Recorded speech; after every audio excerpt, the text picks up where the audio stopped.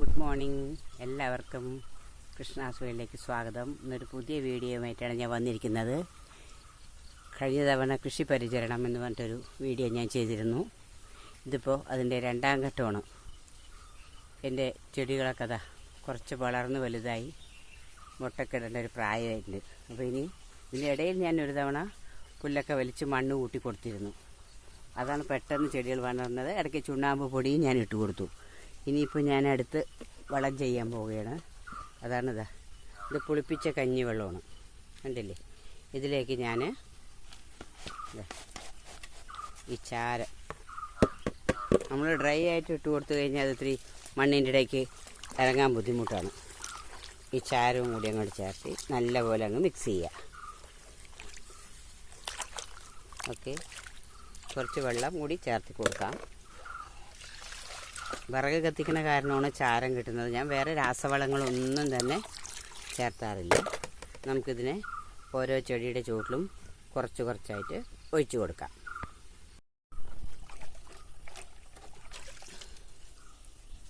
ഓരോന്നിൻ്റെ കടക്കിലും നമുക്ക് കുറച്ച് കുറച്ചായിട്ട് ഇങ്ങനെ ഒഴിച്ചു കൊടുക്കാം. ഇത്തിരി അകത്തി വെക്കേണ്ടതായിരുന്നു. ഇടയിലൊന്ന് കൂടുതലായി മുളച്ചപ്പോൾ മഴ നന്നായി വരികയാണെങ്കിൽ പറിച്ച് വെക്കാമെന്ന് കരുതി. പക്ഷെ മഴ വല്ലപ്പോഴും ഉള്ളൂ. അപ്പോൾ അത് വലിച്ചു വെച്ചാൽ അത് കേടുവന്ന് പോകും. അങ്ങനെ എല്ലാറ്റിൻ്റെ ചുവട്ടിലുണ്ട്. ഇടയ്ക്കൊരു ചെടി എന്തോ വലുതായിട്ടില്ല. ഒരുപാട് ഇങ്ങനെ തിങ്ങി നിന്ന് എന്താ വെച്ചാൽ വളരാനുള്ള സാഹചര്യം എനിക്ക് കുറവാകും. പക്ഷെ അങ്ങനെ പറ്റിപ്പോയി. അങ്ങനെ നമുക്ക് ഓരോ ചെടിയിലേക്ക് കുറച്ച് കുറച്ച് വെള്ളം കൊടുത്ത് വരാം. നമുക്ക് പൂവിടേണ്ട സമയമായി. ഓണമാകുമ്പോൾ കിട്ടുന്നു വരുന്നു കായ.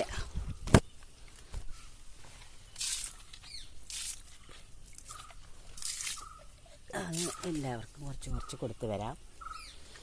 ഇവിടെയും കുറച്ചുണ്ട്.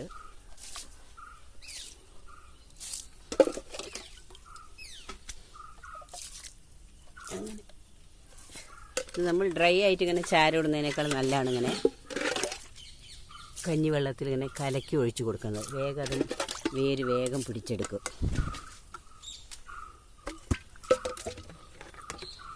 ഇനി കുറച്ച് ചെടി അപ്പുറത്തുമുണ്ട്. കുറച്ച് ചാരവും കാല് തട്ടി മറിഞ്ഞു പോയി. കഞ്ഞിവെള്ളത്തിൽ ചേർക്കുന്നതാണ് ഏറ്റവും നല്ലത്. എൻ്റെ വഴുതിരിങ്ങി തൈ എന്തോ അത്ര എണീറ്റിട്ടില്ല. കാരണം ഈ തൈ കൊണ്ടുവരുമ്പോൾ തന്നെ ഇത്തിരി വളർച്ച മുരടിച്ച പോലെയായിരുന്നു. കുറച്ച് ഇത് ചെറുതായി ഇരിക്കുമ്പോൾ തന്നെ ഒരു 10-15 ദിവസമാകുമ്പോൾ തന്നെ വലിച്ചു നടന്നതാണ്. എൻ്റെ കയ്യിൽ കിട്ടുമ്പോഴേക്കും സമയം വൈകിപ്പോയി. അതുകൊണ്ട് അങ്ങോട്ട് എണീക്കണേ ഉള്ളൂ. എന്നാലും കുഴപ്പമില്ല.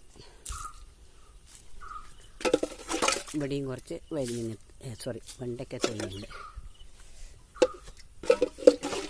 ഇനി കുറുക്കൻ വന്ന് മാന്നിയിട്ടാണോ എന്ന് അറിഞ്ഞുകൂടാ. അതൊരു ചെടി ഇങ്ങനെ ചെരിഞ്ഞ് കിടക്കുന്നുണ്ട്. കുറുക്കനാണോ പന്നിയാണോ ഒന്നും അറിയില്ല. എല്ലാവരും ഉണ്ട് ഇവിടെ. എല്ലാവരും കൂടി ഒരുമിച്ച് അങ്ങനെ ജീവിക്കുകയാണ്.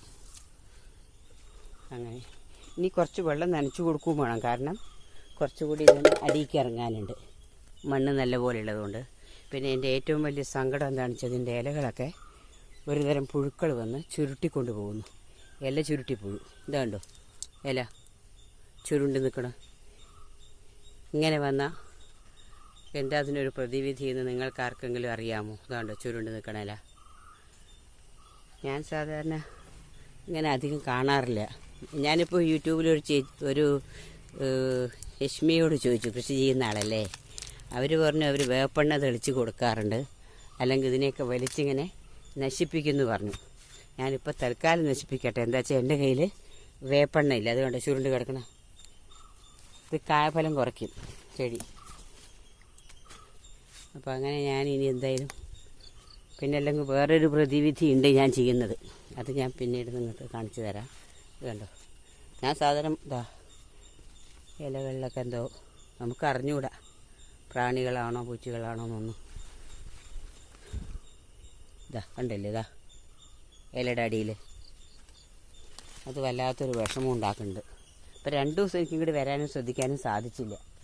ഈ ദേഹാസ്വസ്ഥയും പിന്നെ ലേശം മഴച്ചാറിൽ. ഉച്ച നേരത്തൊന്നും ഞാൻ വരില്ല. എന്തെങ്കിലും ചെയ്യുകയാണെങ്കിൽ നമ്മളെപ്പോഴും ചെടികൾക്ക് ചെയ്യുമ്പോൾ ഒന്നുകിൽ രാവിലെ നേരത്തെ ചെയ്യണം, അല്ലെങ്കിൽ വൈകിട്ട്. അതിൻ്റെ ഇടയിൽ ചെയ്യുന്നത് അത്ര ശരിയല്ല. ഇനി ഒരിക്കൽ കൂടി മണ്ണ് കൂട്ടി വളമിട്ട് നേരാക്കണം. അതിനു മുമ്പ് ഈ ഇലയുടെ കേടൊന്നും എനിക്ക് പരിഹരിക്കണമെന്നുണ്ട്. ഈ വീഡിയോ കാണുന്ന ആർക്കെങ്കിലും നിങ്ങളുടെ വീട്ടിലെ വെണ്ടച്ചെടികൾ ഇതുപോലെ വരുന്നുണ്ടെങ്കിൽ നിങ്ങൾ എന്താണ് അതിനൊരു പ്രതിവിധി ചെയ്യാമെന്നൊന്ന് പറഞ്ഞു തരണം. എൻ്റെ സ്പ്രേയറാണ് കേട് വന്നിരിക്കുകയാണ്. അതിനി പുതിയതൊന്ന് വാങ്ങിയിട്ട് വേണം. അപ്പോൾ എല്ലാവർക്കും എൻ്റെ വീഡിയോ ഇഷ്ടപ്പെടുകയാണെങ്കിൽ കമൻറ്റ് ചെയ്യണം. ഞാൻ പറഞ്ഞ ഈ ഇല ചുരുട്ടിപ്പുഴുവിനെ ഇല്ലാതാക്കാനുള്ള ഒരു മറുപടിയും കൂടി തരണേ എല്ലാവരും.